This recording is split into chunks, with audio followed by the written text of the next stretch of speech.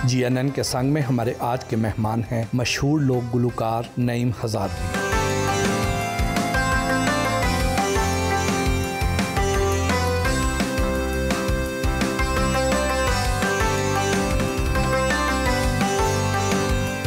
मुलाकात के लिए उनके घर पहुंचे तो उन्होंने हमारा पुरतपाक खैर मकदम किया।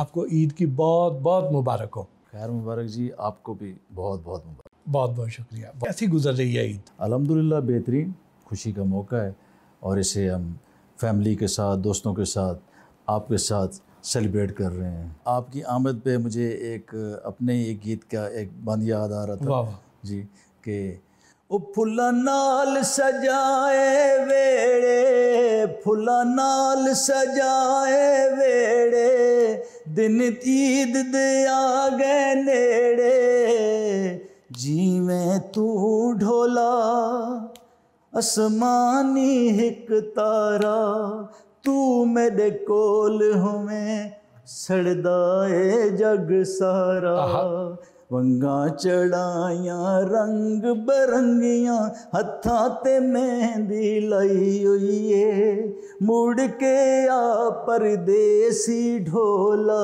ईद सिरे ते आई हुई है। वाह वाह। बल्कि ईद आई हुई नहीं, आ गई है। आ गई है।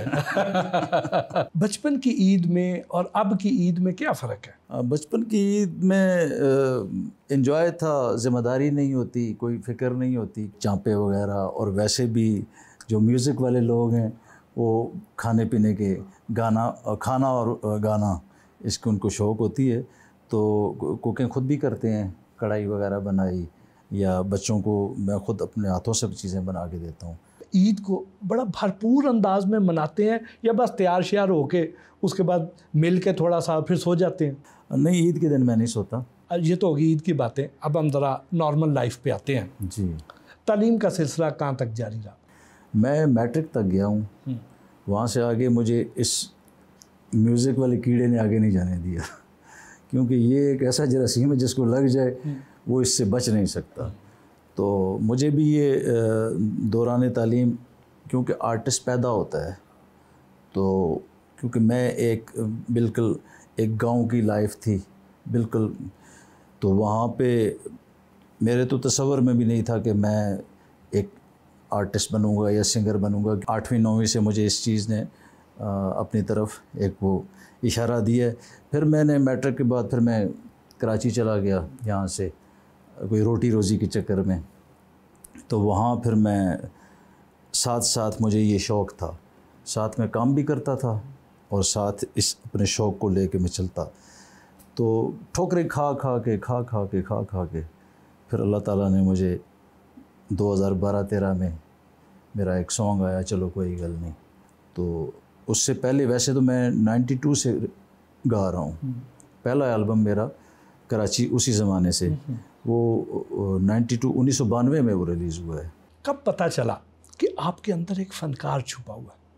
किस उम्र में? मैं वैसे छोटा था, मेरे वालिद साहब, एक दफ़ा मैं कोई इंडिया का एक गाना गुनगुना रहा था, एक दिल के टुकड़े हज़ार हुए, कोई यहाँ गिरा कोई वहाँ गिरा, तो मेरे वालिद साहब बैठे हुए थे सामने, तो मुझे कहते हैं, ओए पुत्र एक बारी फिर गा। मैंने फिर गया तो वो मुझे कहते हैं, यार तू एक दिन गवैया बन जाना है। अच्छा।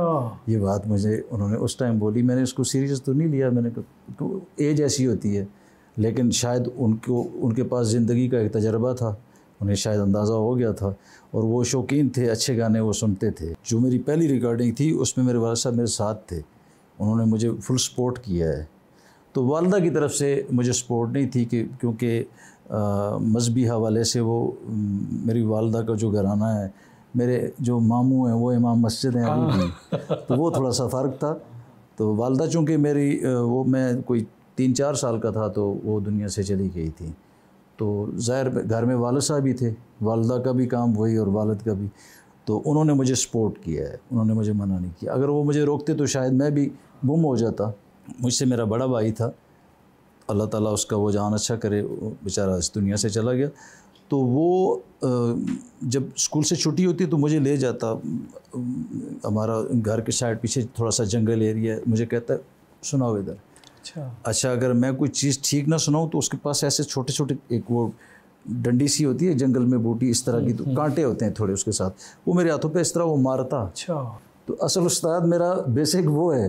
फिर उसके बाद मैं प्रॉपर जो जब मैं कराची से फिर मैं वापस आ गया 2000 में, फिर मैंने प्रॉपर एक उस्ताद है मेरे अमजद हुसैन, दीना से उनका ताल्लुक़ है लेकिन वो हरीपुर में ही रहते थे, और उसके बाद उन्होंने मुझे ठीक तरीके से पॉलिश किया, हारमोनियम सिखाया। जब आप कराची गए और बतौर वेटर काम करते रहे तो उस दौर में आपके अंदर फनकार तो था, तो उस वक्त भी अपने जो कस्टमर होते थे जो उस रेस्टोरेंट या होटल में आते थे उनको भी कोई म्यूज़िकल अंदाज में उनको कोई मेन्यू बताया करते थे, क्या करते थे जी? ऐसा था कि इस तरह का तो कोई नहीं है कि मैं उन्हें तरन्नम में मेन्यू बताऊं लेकिन ये था कि मैं उधर वेटर था, तो उन दिनों मेरा एक एल्बम आया उस ज़माने में, एल्बम वो नंबर था वॉल्यूम 4, 2 गुट पानी पिला वे सजना प्यास लगी, इनको का था।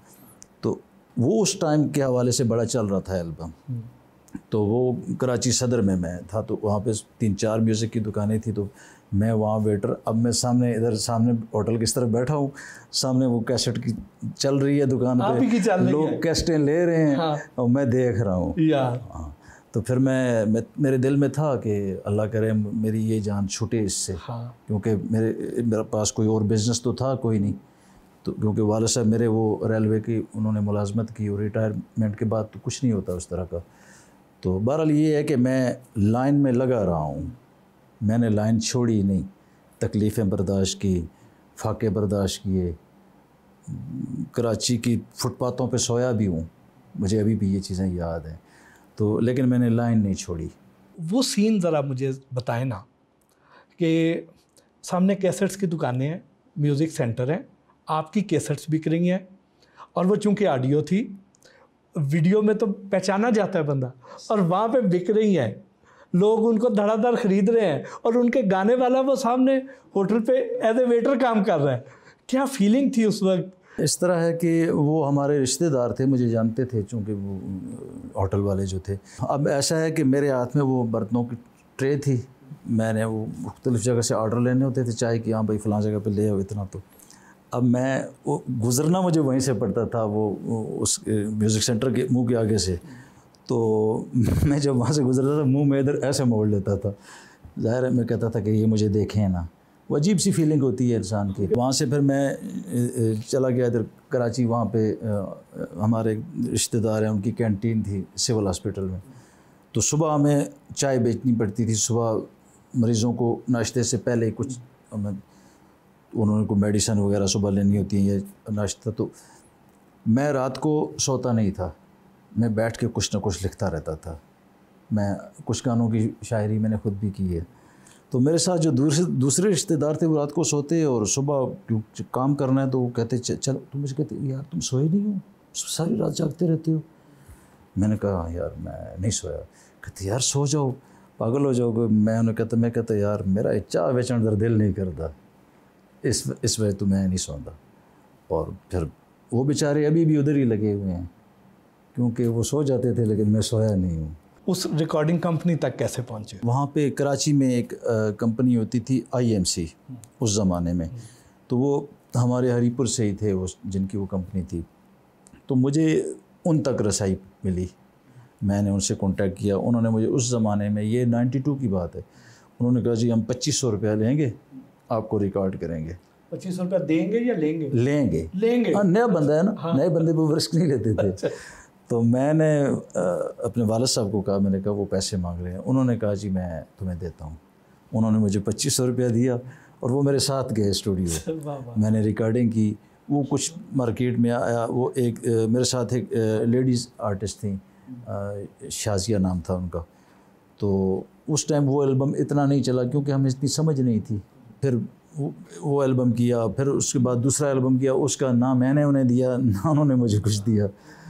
तो इस तरह बस चलता रहा, एक निज़ाम कोशिश करते रहे। तो ये फिर 2012 में जो मैंने ये रिकॉर्डिंग की, जब ये गाना आया चलो कोई गल नहीं, तो फिर इसने जो है ना सारे खसारे पूरे कर दिए। इसकी बैकग्राउंड क्या थी, कैसे ये ज़हन में आया, लिखा किसने और ये कैसे हिट हो गया? लाहौर में मेरे रिश्तेदार हैं, वो इधर मेरे गांव से ही हैं, रहते तो लाहौर में हैं। तो वो उन्होंने कहा कि हम जी, अब गालिबन ईद का कोई मौका था या वैसे कहते हैं जी हम गांव आ रहे हैं तो आपके पास आएंगे। मैंने कहा जी आ जाएं। तो उन्होंने कहा खाना हम वही खाएंगे, वो लस्सी साग जो गांव का एक रवायती होता है। मैंने कहा जी ठीक है आ जाएं। वो आए तो मैंने घर वालों को वो बना रहे थे। अब उन्होंने मुझे कहा जी ये खाना आप लेके जाएँ, तैयार हो गया है। और वो मैं रोटी हाथ में उठा के लेके जा रहा हूँ तो मेरे ऐसे जहन में एक ना आमद आई, ना कोई मैंने हारमोनियम पे बैठ के, ये कुछ नहीं, इसकी इस धुन की बात कर रहा हूँ, ये चलो ऐसे जहन में आमद आई। तो मैंने रोटियाँ वो नीचे रख दी और मेरे जहन में एक चीज़ आ रही है। मैंने जेब से मोबाइल निकाला तो मैंने उसकी वो थोड़ी सी गुनगुना दी, क्योंकि मैंने कहा ये जहन से निकल जाएगी। वहाँ से मैं एबटाबाद गया हूँ तो मेरा दोस्त है एक, तो उसको मैंने कहा, आबिद अली उसका नाम है, मैंने कहा यार बात सुनो, मैंने एक चीज़ मेरे पास है। कहता क्या? मैंने उसको सुनाई। अब हम पेशावर चले गए रिकॉर्डिंग के लिए, तो कैसेट का दौर था, 5-6 गाने होते थे हमारे। अब 6 गाने मैंने गाए तो मुझे वो कहता है बात सुनो यार, वो जो गाना उस दिन मुझे आप जो सुना रहे थे, गुनगुना रहे थे, ये आखिरी गाना वो कर लेते हैं 7वां। मैंने कहा यार थक गया हूँ, वो स्केल ज़रा उसका ऊपर है। मैंने कहा उसको छोड़ो, कोई और करते हैं।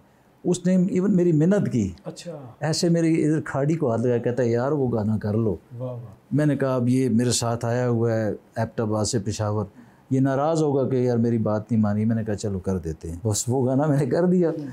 अब वो जब हम वापस गए एबटाबाद तो दूसरे दिन वो उसकी शॉप है, उसने वो सुन रहा था। तो मैंने कहा क्या कर रहे? कहता है जी चलो आओ खाना जाके मुझे खिलाओ किसी और रेस्टोरेंट पे। मैंने कहा क्यों? कहता गाना हिट हो गया है। मैंने कहा अल्लाह के बंदे अभी रिलीज़ नहीं हुआ, अभी तो हमारे पास है, हिट किधर हो गया है?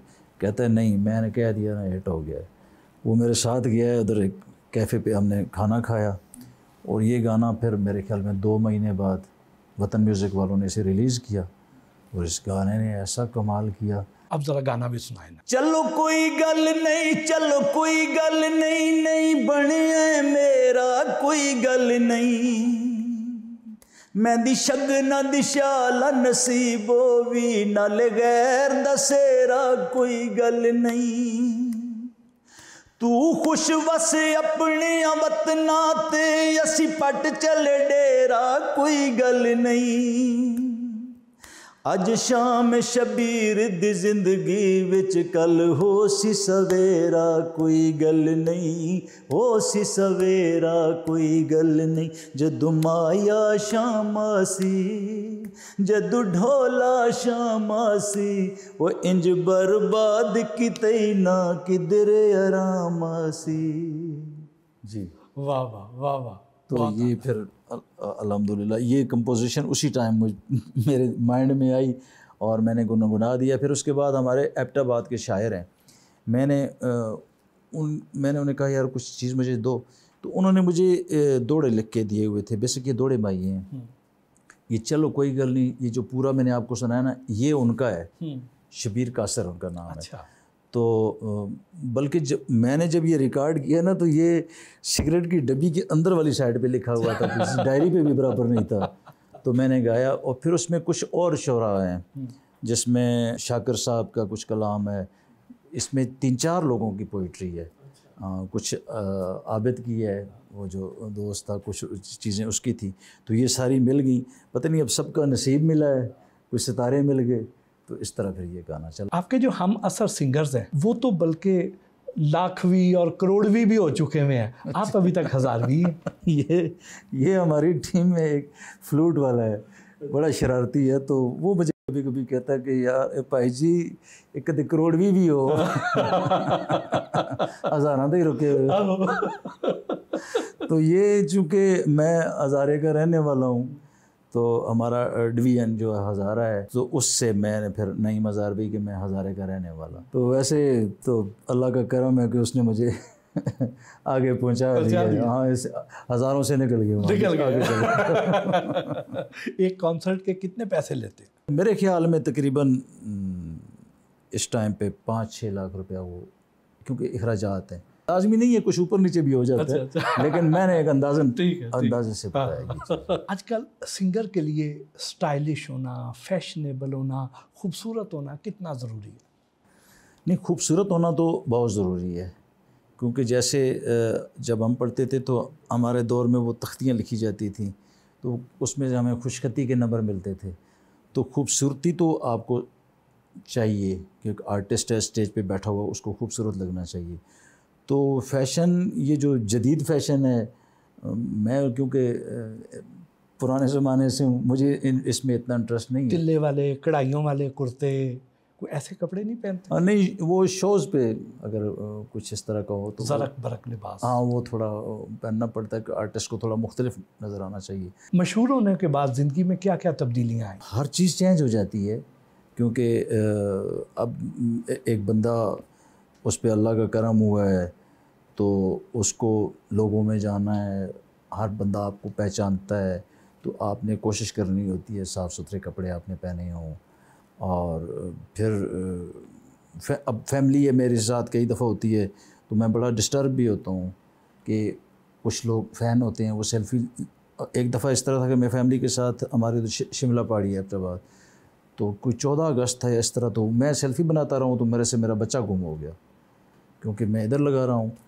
तो मैंने कोई 8-10 मिनट वो हमें नहीं मिला, तो वो 10 मिनट ज़िंदगी में एक तरफ हैं और एक लाइफ एक।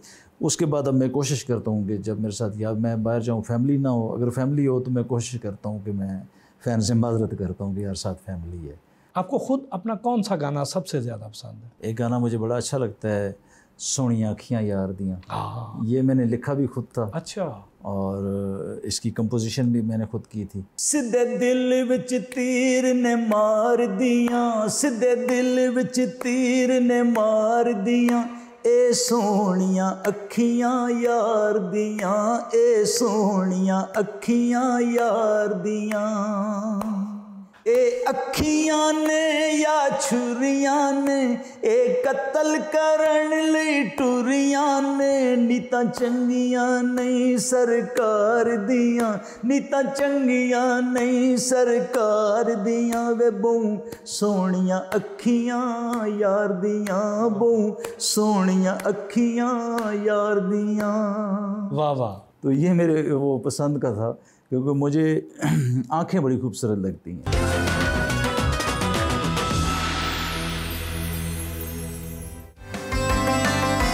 नईम हजारवी के साथ उनके दोस्त के फार्म हाउस भी गए।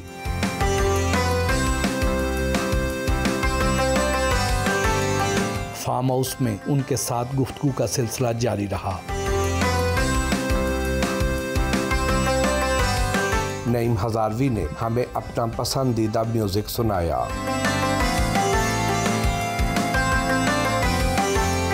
आपकी वजह से आज मौसम भी बड़ा खूबसूरत हो गया, हमारा दिन बड़ा खुशगवार हो गया। कोई मौसम की मुनासबत से कुछ सुनाए ना। उस मौसम के आते ही मैं लौट आऊंगा, तुमने कहा जिस मौसम में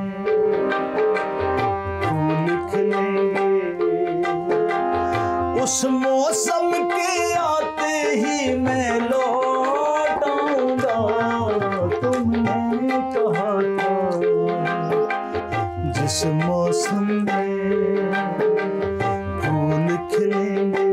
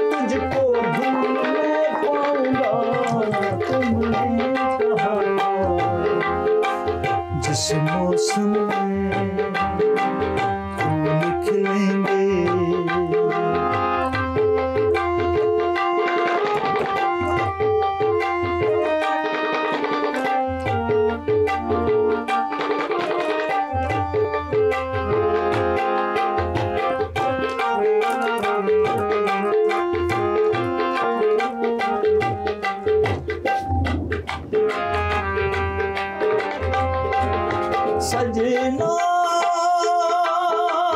याद आती हैं जब वो प्यार की बातें,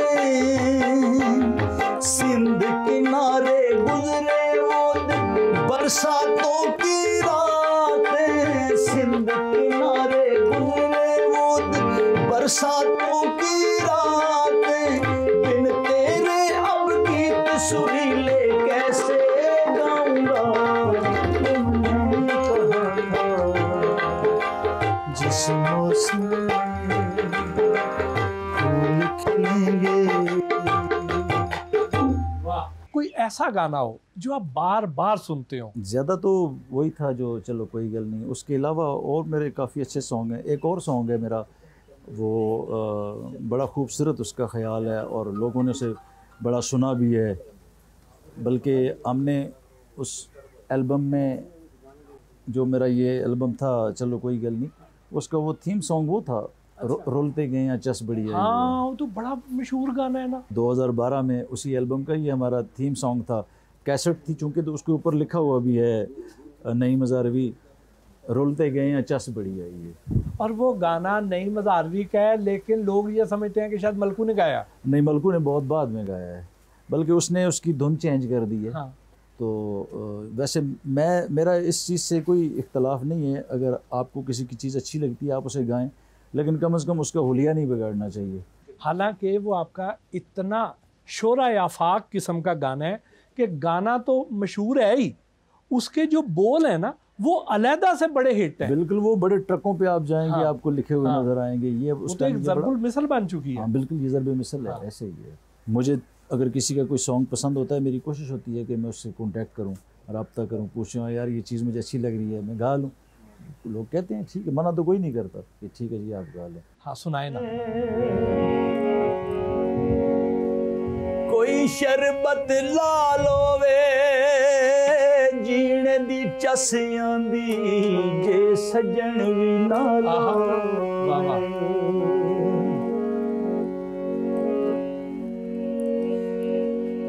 रुल गई गम्मा विच मेरी जिंद जान वे, खोटियां ते खरियां दी होई ना पहचान वे। आई ढोला तेरी चालां दी समझ ना आई, रुलते गया पर चस बड़ी आई, रुलते गया पर चस बड़ी आई, साडे नल सजना कीती बेवफाई, रुलते गया पर चस बड़ी आई, रुलते गया पर चस बड़ी आई।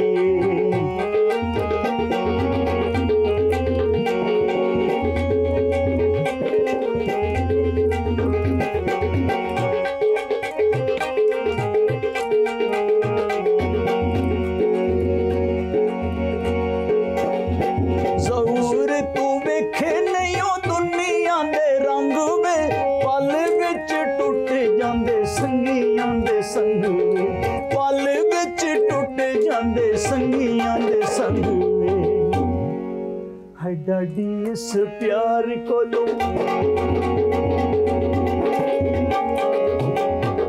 डाडी इस प्यार को लो, जिंद घबराई, रुलते गया पर चस बड़ी आई, रुलते गया पर चस बड़ी आई, साडे नल सजना कीती बेवफाई, रुलते गया पर चस बड़ी आई। वाह वाह वाह वाह वाह, बड़ी चस आई है सानू। इससे मुझे याद आया कि ये गाना मैंने गाया तो कुछ अरसे बाद मुझे एक फ़ैन ने कॉल की, तो कहता है जी वो थोड़ा गाना सुने जी, रुलते गए चस बड़ी आई है, तो कहता है जी नसीहत भी बड़ी आई है। आयमा बेग, मुमना मुस्तहसन और कुर्रतुल ऐन बलोच में से किसके साथ गाना गाना चाहेंगे? मैंने तो वैसे इनके गाने नहीं सुने। अच्छा, नहीं सुने? खुदा नहीं सुने। राहत फ़तेह अली ख़ान, साहिर अली बग्गा, आतिफ असलम और सज्जाद अली में से किसको ज़्यादा अच्छा गुलकार समझते हैं? राहत अली चूँकि एक बहुत बड़ा हमारा नाम है, और वो जिस घराने से उनका ताल्लुक़ है, उनके चचा नुसरत फ़तेह अली ख़ान साहब, उनके वालिद साहब, ये बहुत बड़े लोग थे, तो ये उनकी औलाद है, तो मैं ज़्यादा उन्हें वैसे लाइक करता हूँ। फोक गुलकार होते हैं, इनके अक्सर गानों में काली कमीज़ का, काले चोले का जिक्र इतना ज़्यादा क्यों होता है? मेरा काली कमीज़ वाला एक बड़ा अच्छा सॉन्ग है जी। इसमें काली कमीज़ वाला तेरा जवाब कोई नहीं,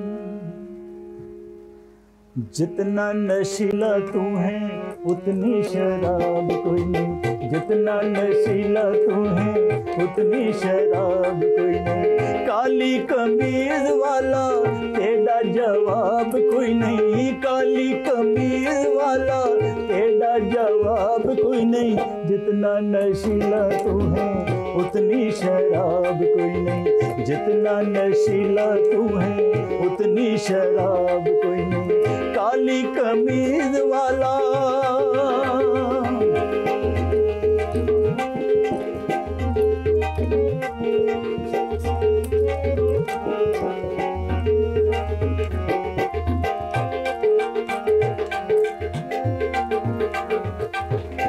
सोनी सोनी अखियां च कजले दी धारी वे, सारे इन सोनिया ते तेरी सरदारी वे, तेरे सोने मुख वांगू खिलिया गुलाब कोई नहीं, तेरे सोने मुख वांगू खिलिया गुलाब कोई नहीं, जितना नशीला तू है उतनी शराब कोई नहीं, जितना नशीला तू है उतनी शराब कोई नहीं।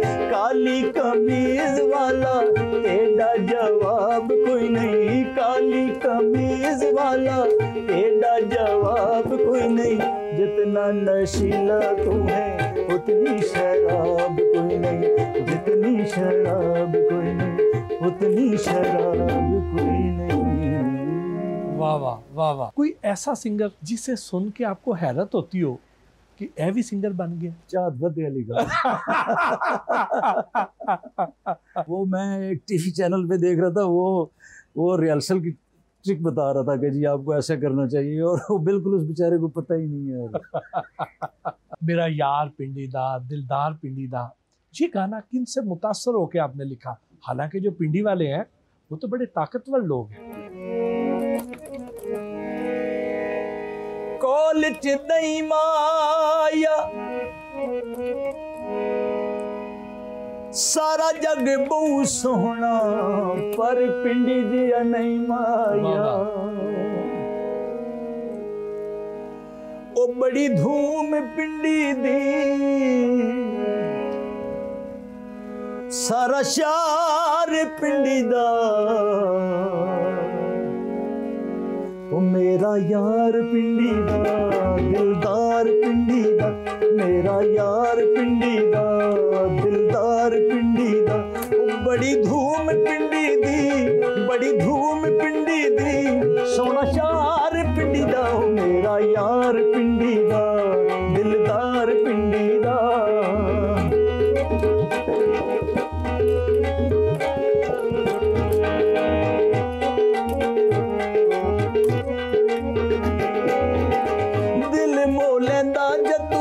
कदम उठांदा है, मिठी मिठी अग मेरे सीने विच लांदा है, मेरा मई सोना, मेरा मई सोना, मन ठार पिंडी दा, मेरा यार पिंडी दा, दिलदार पिंडी दा, मेरा यार पिंडी दा, दिलदार पिंडी दा, ओ बड़ी धूम पिंडी दी, बड़ी धूम पिंडी दी, सोना शार पिंडी दा, ओ सोना यार पिंडी दा, दिलदार पिंडी दा।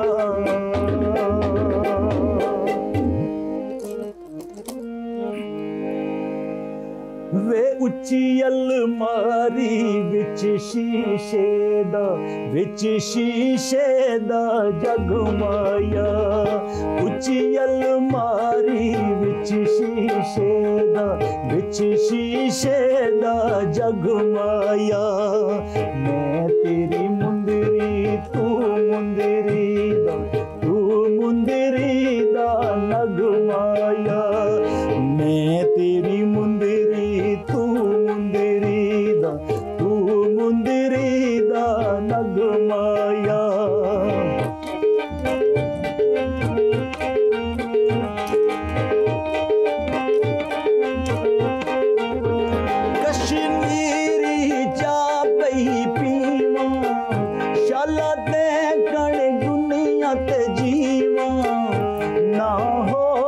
किसे दी थी वे उची अलमारी विच शीशे दा जगमाया मैं तेरी मुंदरी तू मुंदरी दा नगमाया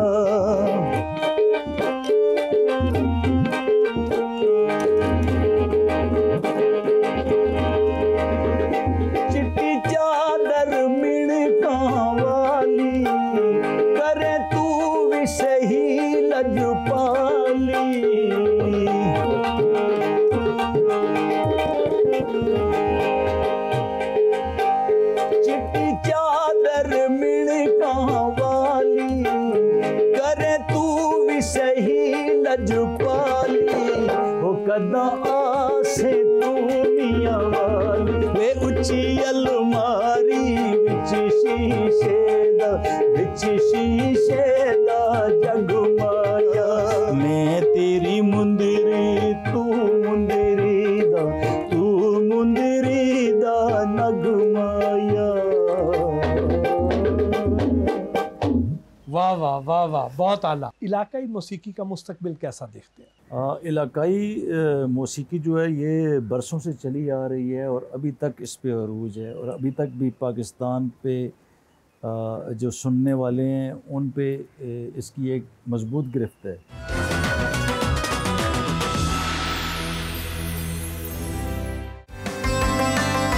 नईम हजारवी से हल्की फुल्की गपशप भी हुई।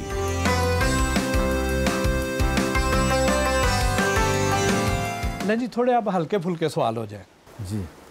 शादी लव मैरिज थी या घर वालों की पसंद से? रली मिली। मोहब्बत के इजहार का सबसे अच्छा तरीका क्या है? महबूब की तारीफ करना। मोहब्बत में दिल कितनी बार टूटा? गिनती नहीं की थी। औरत को हसीन होना चाहिए या ज़हीन? दोनों चीज़ें होनी चाहिए। आपके फैंस में मर्द ज़्यादा हैं या ख़वातीन? मर्द ज़्यादा हैं क्योंकि सैड सॉन्ग होते हैं मेरे ज़्यादा। मेरे ख्याल में मर्दों के दिल ज़्यादा टूटे हुए हैं। ज़्यादा। गुस्से में रिएक्शन कैसा होता है? गुस्सा मुझे आता है लेकिन थोड़ी देर के लिए। क्या रिएक्शन होता है? पहला जुमला क्या निकलता है मुंह से? कोई गाल ही निकलती।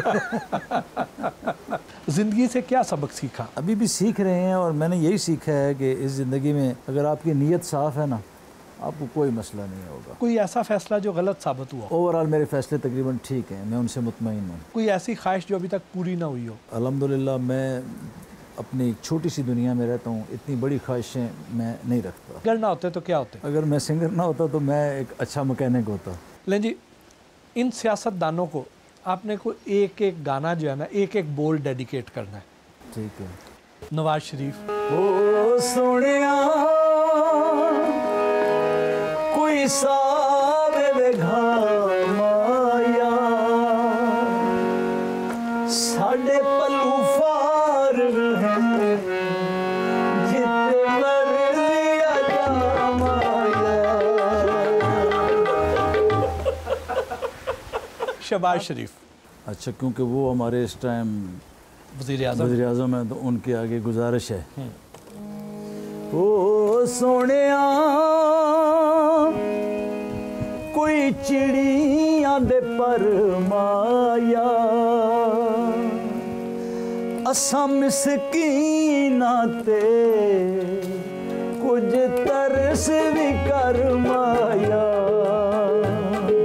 असा मिसकीना ते कोई रहम भी कर माया। वाह वाह। मरियम नवाज शरीफ। ओ सोनिया शीशा टूट के बेचूरोवे माही मेरा इंज सोना जिवें जन्नत दी हुरोवे माही मेरा इंज सोना जिवें जन्नत दी हुरोवे। वाह वाह। मेरे ख्याल में यह गल उन्होंने चंगी लगेगी। बिलावल भुट्टो। ओ सोनिया कदू पूरा अरमानो सी आस च बैठे हाँ कदू ढोल जवानो सी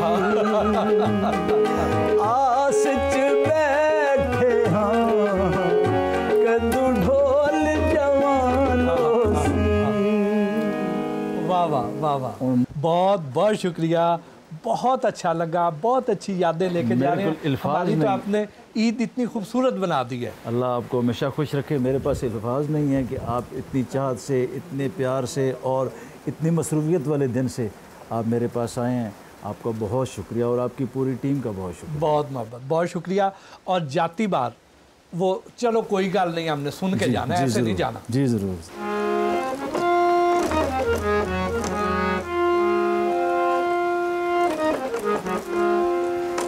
चलो कोई गल नहीं, चलो कोई गल नहीं, नहीं बढ़िया है मेरा कोई गल नहीं। मैं दिशा दिशाला नसीब होवी न लगे दसेरा कोई गल नहीं।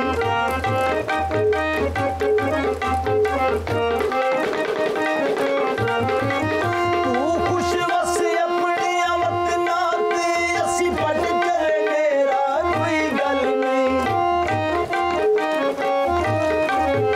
अज शाम शबीर दी जिंदगी विच कल हो सी सवेरा कोई गल नहीं, हो सी सवेरा कोई गल नहीं। जदू माया शामा सी, जदू ढोला शामा सी, इंज बर्बाद किते ना किधरे आरामा सी, वो इंज बर्बाद किते ना किधरे आरामा सी।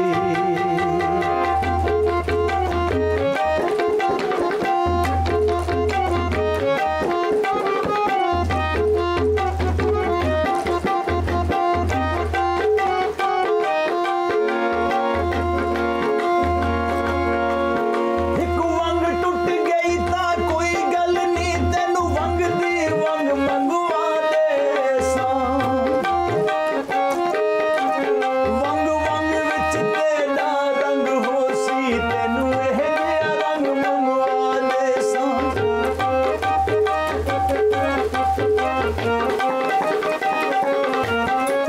वंग टुटण दी शह टुट गई है, इन करना जंग मंगवा दे सां।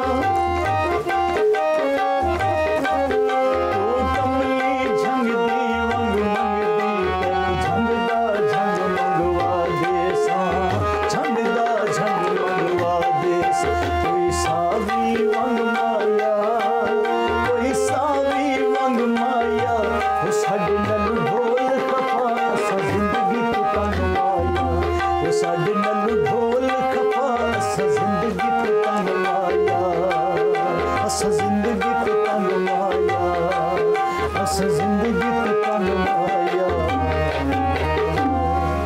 वाह वाह, बहुत आला।